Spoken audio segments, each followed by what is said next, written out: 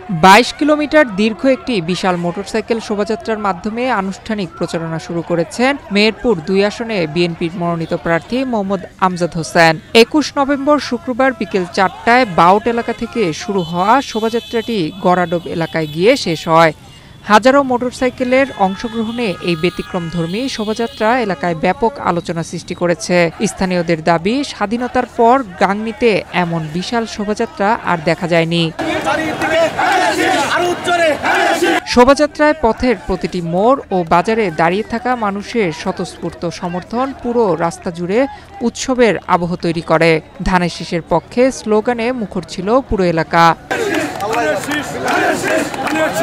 উপজেলা বিএনপির সাবেক সাধারণ সম্পাদক আসাদুজ্জামান বাবলু বলেন, আমজাদ হোসেনকে প্রার্থী ঘোষণার পর গাংনীতে অভূতপূর্ব জনসমর্থন তৈরি হয়েছে। তার মতে এই জনসাড়া ধানের শীষের বিজয়ের একটি স্পষ্ট ইঙ্গিত বহন করছে।